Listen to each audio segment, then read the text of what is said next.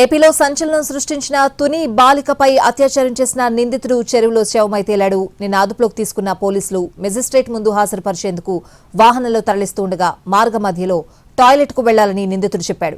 దాంతో తుని కోమడి చెరువు సమీపంలో ఆపారు. పోలీసుల కళ్లు గప్పి నారాయణరావు చెరువులోకి దూకాడు. వెంటనే అలర్ట్ అయిన పోలీసులు గజ ఈతగాళ్లను రప్పించారు. స్థానిక జాలర్లకు సమాచారం ఇచ్చారు. ఉదయం వరకు గాలించిన ఫలితం లేకుండా పోయింది. చెరువులో మునిగి నారాయణరావు చనిపోయాడు. డెడ్ బాడీని వెలికి తీసిన పోలీసులు అతడి కుటుంబ సభ్యులకు సమాచారం ఇచ్చారు. కోర్టు వారికి కూడా రిక్వెస్ట్ చేసాం, కొద్దిగా లేట్ అయింది, రిమాండ్ తీసుకుని. ఎందుకంటే లోకల్గా మేము శాంతి భద్రతలు కానీ మిగిలిన విషయాలు కూడా చూసుకోవాలి కాబట్టి రాత్రి మీద పంపించడం జరిగిన తర్వాత మార్గ మధ్యంలో కోమటి చెరువు ఏదైతే ఉందో అక్కడ ఈ నిందితుడి యొక్క రిక్వెస్ట్ మేరకు వీళ్ళు ఆపారు. బండి ఆపి ఆయనకి సమ్ నేచురల్ కాజ్ అనండి లేదా బహిర్భావం దానికి అవకాశం ఇచ్చారు. ఇచ్చినప్పుడు మిస్ చేయడని చెప్పేసి వాళ్ళు మాకు తెలియపరిచారు.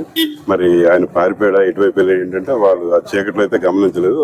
శబ్దం అయితే వచ్చిందని చెరువులో అన్నారు. గజెత్తగాలు రావడం వీళ్ళంతా కూడా ఈ సెర్చ్ ఆపరేషన్స్ లో బాడీ ట్రేస్ అవడంతో దానికి రాత్రి వాళ్ళు ఏదైతే శబ్దం వచ్చిందని చెప్పారో దీనికి కూడా కరెక్ట్ అని చెప్పి ఇప్పుడు అనిపిస్తున్నాం. ఎస్కార్ట్ ఇచ్చి కోర్టుకి పంపించాం. కోర్టు వారికి కూడా రిక్వెస్ట్ చేసాం, కొద్దిగా లేట్ అయింది, రిమాండ్ తీసుకుని. ఎందుకంటే లోకల్గా మేము శాంతి భద్రతలు కానీ మిగిలిన విషయాలు కూడా చూసుకోవాలి కాబట్టి రాత్రి మీద పంపించడం జరిగిన తర్వాత మార్గ మధ్యంలో కోమటి చెరువు ఏదైతే ఉందో అక్కడ ఈ నిందితుడి యొక్క రిక్వెస్ట్ మేరకు వీళ్ళు ఆపారు. బండి ఆపి ఆయనకి సమ్ నేచురల్ కాజ్ అనండి లేదా బహిర్భావం దానికి అవకాశం ఇచ్చారు. ఇచ్చినప్పుడు మిస్ చేయడని చెప్పేసి వాళ్ళు మాకు తెలియపరిచారు. మరి ఆయన పారిపోయాడా ఎటువైపు వెళ్ళి ఏంటంటే వాళ్ళు ఆ చీకట్లో అయితే గమనించలేదు. శబ్దం అయితే వచ్చిందని చెరువులో అన్నారు. గజెత్తగాలు రావడం వీళ్ళంతా కూడా ఈ సెర్చ్ ఆపరేషన్స్ లో బాడీ ట్రేస్ అవడంతో దానికి రాత్రి వాళ్ళు ఏదైతే శబ్దం